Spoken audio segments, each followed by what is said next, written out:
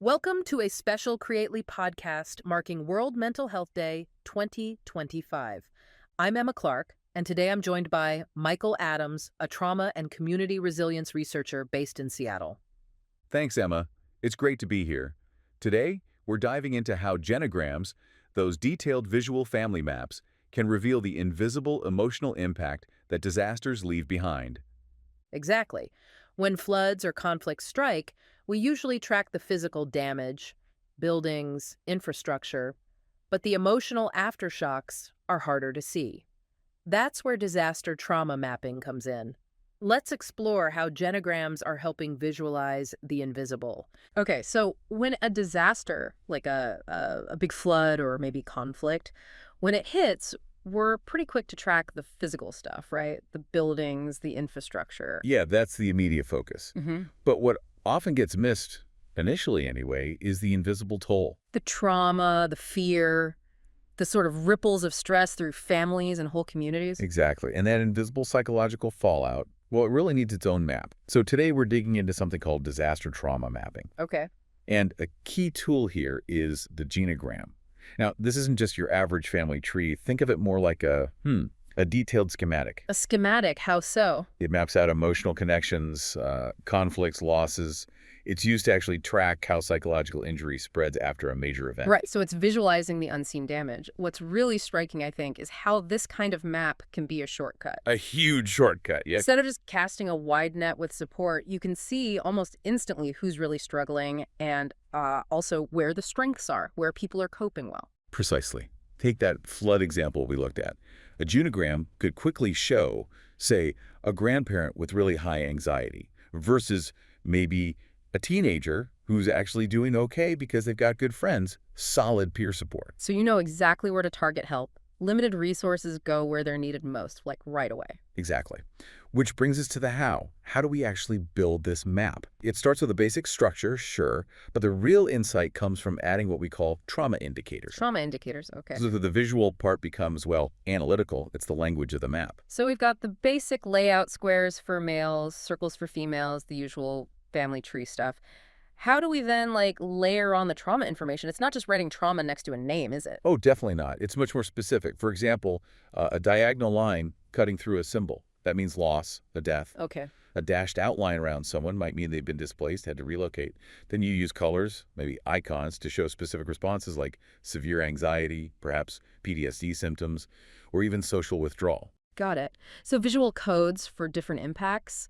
But you mentioned relationships, too. It's not just individuals in isolation. Absolutely crucial.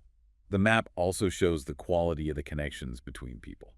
How do you visualize, whether a relationship is helping or hurting? Through the lines connecting people.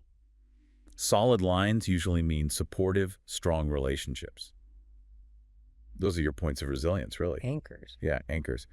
But if you see zigzag lines or maybe dashed lines connecting people, that signals tension, conflict, maybe estrangement, stuff that often gets worse after a disaster. Right. And that shows you immediately where the family or social system is under the most strain. Precisely. You see the weak points visually. Okay. So putting it all together, the individuals, the indicators, the relationship quality, this is where the real analysis happens, right? Looking for patterns. Yes.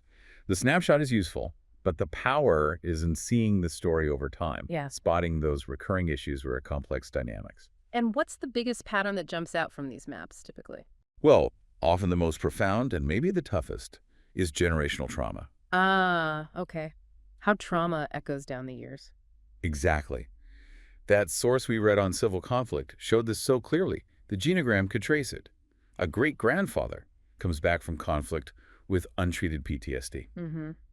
That impacts his son, the grandfather, who maybe develops his own symptoms, perhaps turns to alcohol to cope. You see that chain visually. Wow. So it stops being just a theory and becomes this visible, documented line of suffering passing through the family. And that makes it undeniable. It Wow. shows you need interventions that don't just treat one person, but address the whole family system, sometimes across generations. And it pushes you to look even wider, too, right? Not just the immediate family. Definitely. These maps can and often should include the broader support network, close friends, neighbors, maybe community groups or religious affiliation, Why bring those in? to spot gaps. Where are the resources thin on the ground?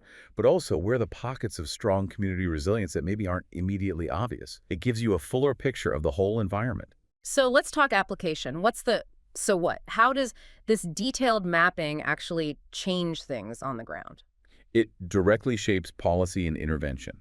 So if a map shows lots of, say, those zigzag conflict lines, and it overlaps with people losing jobs because they were displaced, Okay. then the response isn't just generic mental health leaflets. It might trigger immediate financial aid reviews for those specific families, coupled with targeted family counseling, much more specific. So it helps agencies use their emergency resources much more effectively. They can see the need structurally, almost geographically within the community. Yeah, optimizing the response. Okay, so this holds real promise for making recovery efforts, well, smarter and more targeted. But collecting this kind of information, really intimate details about people's pain, their conflicts, it Yeah. feels sensitive. Extremely sensitive. And that leads us to the big final thought, really.